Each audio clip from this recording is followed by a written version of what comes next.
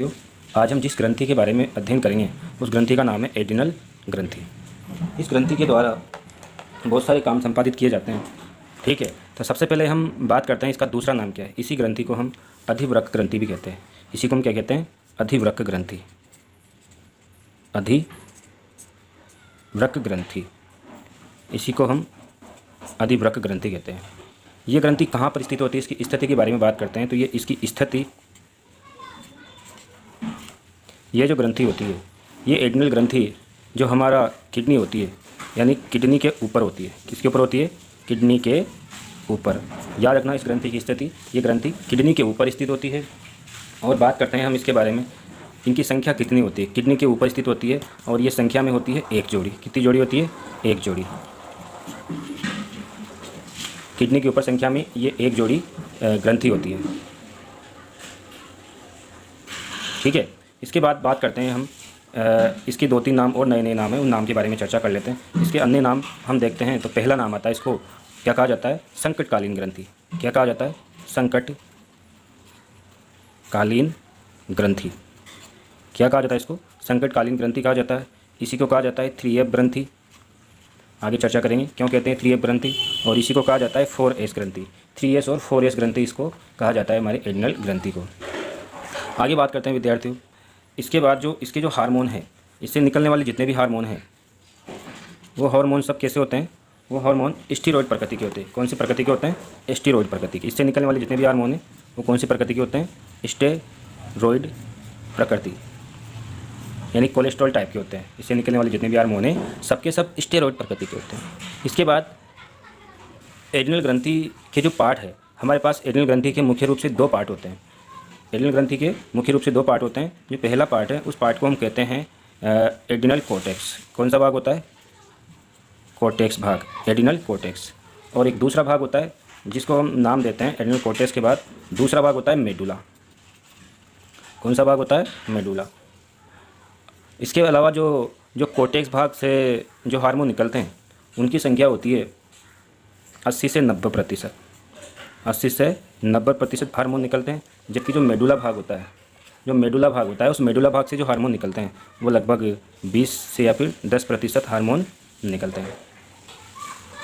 अब हम बात करते हैं आगे कौन कौन से हार्मोन इसके द्वारा निकलते हैं। तो सबसे पहले हम बात करते हैं कोर्टेक्स भाग से कौन कौन से हार्मोन निकलते हैं। कौन से भाग से? इस ग्रंथि का जो कोर्टेक्स भाग होता है, ये वाला पार्ट, कोर्टेक्स भाग से पहले नंबर पे जो हार्मोन है उसकी प्रकृति होती है ग्लूकोकोर्टिकोइड्स।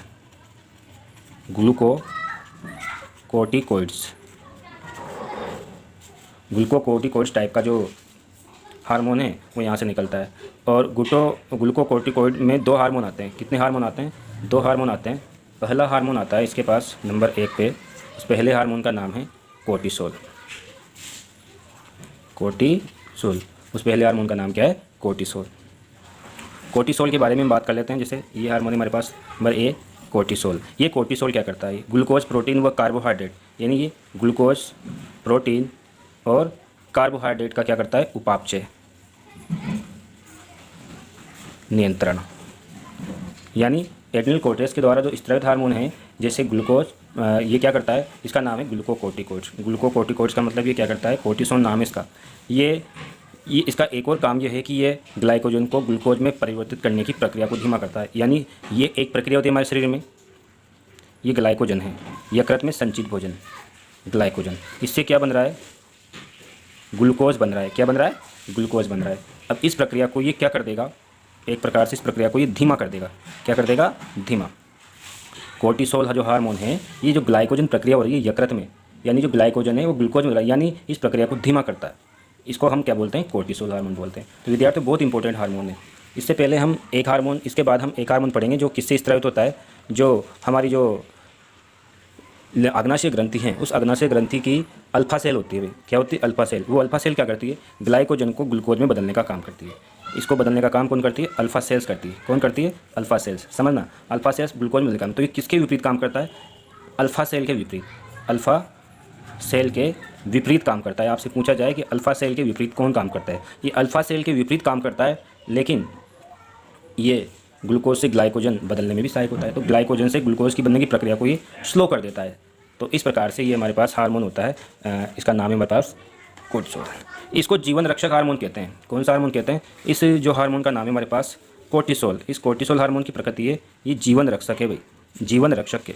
कैसे है जीवन रक्षक? क्योंकि अगर हमारे शरीर में ग्लाइकोजन है तब तक हमारा शरीर चलेगा, और वो पूरा जब तक और ग्लूकोज बनेगा तब हमारे शरीर में क्या हो जाएगी? ऊर्जा मिलती रहेगी। जब सारा ग्लाइकोजन ही ग्लूकोज में बदल जाएगा फिर एकदम से ये स्पीड हो जाएगी, इस क्रिया में क्या आ जाएगी? एक तरह से स्पीड आ जाएगी, गति आ जाएगी। इस गति के कारण हमारा शरीर सही तरीके से काम नहीं करेगा। तो ये एक समस्या है इसके लिए। अगली बात हम करते हैं, और भी काम ये बहुत सारे करता है। ये प्रतिरक्षी निषेधात्मक का काम भी करता है। क्या करता है? प्रतिरक्षी निषेधात्मक। एक और काम इसका याद रखना अच्छा सा, प्रतिरक्षी निषेधात्मक।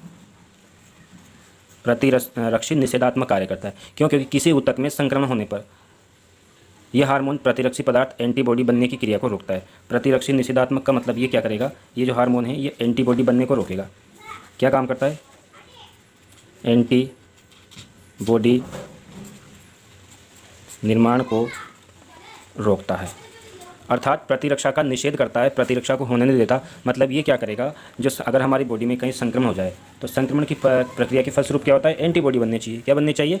एंटीबॉडी बननी चाहिए। एंटीबॉडी बन रहे हैं, लेकिन इस प्रोसेस में क्या हुआ? इसने रोक दिया।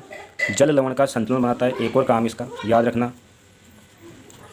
जल व लवण संतुलन। इसका एक और काम है जल और लवण का क्या करना? संतुलन करना। ये इसका एक और काम हो गया। इसके अलावा हम इसको बता देते हैं ये क्या करता है? प्रदाहरोधी होता है। क्या होता है? प्रदाहरोधी। प्रदाहरोधी भी होता है ये, प्रदाहरोधी। प्रदाहरोधी का मतलब क्या होता है? जब भी क्या नाम से कोई गठिया और दमा का उपचार किया जाता है तो उस समय ये काम आता है। प्रदाहरोधी होता है गठिया व दमा उपचार में। गठिया बाई हो जाती है, दमा हो जाता है, उसमें प्रदाहरोधी यानी शरीर की जलन वगैरह को ये कम कर देता है। इस प्रकार से ये प्रदाहरोधी टाइप का होता है। तो विद्यार्थियों, हमने अभी क्या पढ़ा? एक बार रिव्यूज कर लेते हैं। हमने पढ़ा है हमारे पास एक हार्मोन है ग्लूकोकोर्टिकोइड। ग्लूकोकोर्टिकोइड को में एक प्रकृति होती है हार्मोन की कोर्टिसोल। कोर्टिसोल क्या करता है? ग्लाइकोजन प्रोटीन उपापचय पर नियंत्रण करता है। इसके अलावा ग्लाइकोजन ग्लाइकोजन से ग्लूकोज बनने की जो प्रक्रिया होती है उस प्रक्रिया को ये धीमा करता है। जीवन रक्षक हार्मोन, इसीलिए इसको जीवन रक्षक हार्मोन कहा जाता है, क्योंकि हमारे ग्लूकोज को बचाता है। ठीक है। उसके बाद प्रतिरक्षी निषेधात्मक का काम करते हैं, एंटीबॉडी निर्माण को रोक देता है शरीर में। जल व लवण का संतुलन बनाता है, वाटर बैलेंस करता है बॉडी में। प्रदाहरोधी होता है, गठिया व दमा के उपचार में काम आता है। इसके बाद अगली प्रकृति आती है हमारे पास हार्मोन की बी, यह है मिनरेलोकोर्टिकोइड्स। मिनरेलोकोर्टिकोइड्स। विद्यार्थियों, जो मिनरेलोकोर्टिकोइड्स है इसमें एक हार्मोन आता है, उस हार्मोन का नाम है एल्डोस्टेरोन। उस हार्मोन का नाम क्या है? एल्डोस्टेरोन। उस हार्मोन का नाम है एल्डोस्टेरोन। क्या नाम आता है उसका? एल्डोस्टेरोन। अब ये हार्मोन क्या करता है? एल्डोस्टेरोन। इस एल्डोस्टेरोन से हमें एक फ़ायदा होता है, ये सोडियम के अवशोषण को बढ़ाता है। यानी याद रखना, ये जो एल्डोस्टेरोन है ये एक काम करेगा। ये क्या काम करेगा? याद रखना आप। इसका पहला वर्ग तो यह है, ये जो एल्डोस्टेरोन है ये सोडियम के अवशोषण को बढ़ाता है। हमारा जो ब्लड होता है उसमें Na+ अवशोषण, Na+ अवशोषण सोडियम के अवशोषण को क्या करता है? बढ़ाता है। जबकि K+ होता है यानी पोटेशियम के उत्सर्जन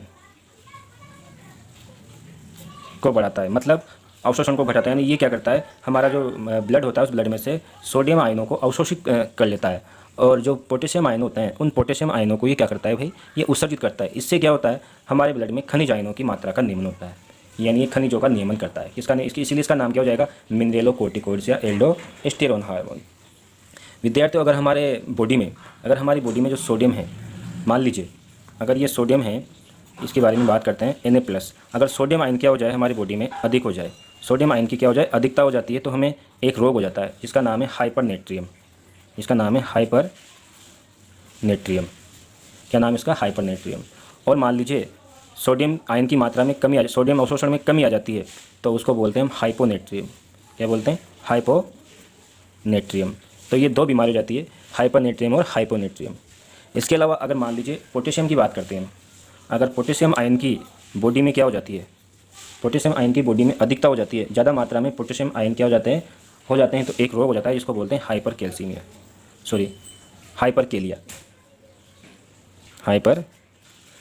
केलिया, एक रोग हो जाता है जिसको क्या बोलते हैं, हाइपरकेलिया। अगर हमारे शरीर में पोटेशियम आयनों की कमी आ जाती है, पोटेशियम आयनों की क्या जाती है, कमी आ जाती है, तो हमें एक रोग हो जाता है हाइपोकेलीमिया। कौन सा रोग हो जाता है, हाइपोकेलीमिया। ठीक है, क्या हो जाता है हमें, हाइपोकेलीमिया। इसके बाद हम बात करते हैं, इसके द्वारा ये जो भाग है, इस भाग के द्वारा 2 और टाइप के हार्मोन स्रावित होते हैं, उन हार्मोनों के बारे में भी हम देख लेते हैं। विद्यार्थियों, बात करते हैं हम सेक्स हार्मोन। तीसरा टाइप का हार्मोन है जो एड्रिनल कोर्टेक्स से स्रावित होता है। अगर ये हार्मोन पुरुष में होता है तो इसको बोलते हैं हम टेस्टोस्टेरोन। क्या कहते हैं इसको, टेस्टोस्टेरोन। टेस्टोस्टेरोन क्या करता है, अगर मान लीजिए सेक्स हार्मोन की अधिकता हो जाए, किस में हो जाए, पुरुषों में अगर सेक्स हार्मोन बढ़ जाते हैं, पुरुषों में सेक्स हार्मोन बढ़ जाते हैं, तो उससे में क्या हो जाता है, महिलाओं के लक्षण आ जाते हैं। भाई किसके लक्षण आ जाते हैं, महिलाओं के लक्षण। अगर पुरुषों में सेक्स हार्मोन की बढ़ोतरी हो जाती है तो उसमें महिलाओं के लक्षण आ जाते हैं, और इसको बोलते हैं गाइनोकोमेस्टिया। एक बीमारी हो जाती है, इस बीमारी को बोलते हैं गाइनोकोमेस्टिया। गाइनोकोमेस्टिया। अगर पुरुषों में सेक्स हार्मोन की क्या जाती है, क्या नाम से, वृद्धि हो जाती है, तो इस वजह से एक रोग हो जाता है, इसको बोलते हैं गाइनोकोमेस्टिया। इसके बाद हम बात करते हैं महिला में। महिला में एक सेक्स हार्मोन होता है एस्ट्रोजन। महिला में एड्रिनल कोर्टेक्स के द्वारा स्रावित किया जाता है, उसका नाम है एस्ट्रोजन। एस्ट्रोजन ये महिला और पुरुषों में दोनों में समान रूप से स्रावित किए जाते हैं, एस्ट्रोजन प्रोजेस्टेरोन। ठीक है, बात करते हैं हम महिला में। तो महिला में अगर सेक्स हार्मोन बढ़ जाते हैं, महिला में सेक्स हार्मोन अगर बढ़ जाते हैं, तो उस स्थिति में क्या होता है, उस स्थिति में क्या हो जाते हैं, पुरुषों के लक्षण प्रकट हो जाते हैं। पुरुषों के लक्षण, जिसे बोलते हैं हम विरलिज्म, जिसे हम एक बीमारी का नाम दे देते हैं विरलिज्म। क्या बोलते हैं, विरलिज्म। इसको विरलिज्म कहा जाता है, या फिर इसको बोला जाता है दूसरा नाम दीर्घलोपता। इसी को कहा जाता है दीर्घलोपता, या इसी को कहा जाता है हिर्सुटिज्म। इसी का एक और नाम है, या इसी को कहते हैं हिर्सुटिज्म। हिर्सुटिज्म। तो इस तरह से विद्यार्थियों ये 2-3 रोग हमारे सामने रहते हैं। तो हार्मोन पुरुषों के लक्षण प्रकट हो जाते हैं, तो उसको हम क्या कहते हैं, दीर्घलोपता। अब ध्यान से समझना, पुरुष में टेस्टोस्टेरोन या फिर जो एस्ट्रोजन है, इन दोनों हार्मोनों का लेवल अगर बढ़ जाता है, तो उस स्थिति में क्या होता है, गाइनोकोमेस्टिया हो जाता है। और महिला में अगर एस्ट्रोजन की बजाय अगर टेस्टोस्टेरोन का स्तर ज़्यादा होता है, दोनों के अनुपात की तुलना में, तो विरलिज्म या दीर्घलोपता या हिर्सुटिज्म होता है। ठीक है, नेक्स्ट बात करते हैं हम आगे। अब हम बात करते हैं अधिवृक्क मेडुला के द्वारा स्रावित होने वाला हार्मोन। जो बी वाला पॉइंट है हमारे पास, उसको कहते हैं अधिवृक्क मेडुला। अधिवृक्क मेडुला से कौन सा हार्मोन स्रावित होता है, अधिवृक्क मेडुला। तो विद्यार्थियों, अधिवृक्क मेडुला से 2 हार्मोन स्रावित होते हैं। कितने हार्मोन स्रावित होते हैं, 2 हार्मोन स्रावित होते हैं। इन दोनों हार्मोनों के नाम है हमारे पास। एक हार्मोन तो होता है हमारे पास एपिनेफ्रिन। दूसरा जो हार्मोन होता है उसको हम कहते हैं नॉर एपिनेफ्रिन। अगर इन दोनों को क्या कर दिया जाए, जोड़ दिया जाए, दोनों को सम्मिलित रूप से एक नाम दिया जाता है, उस नाम को हम कहते हैं कैटेकोलमिन।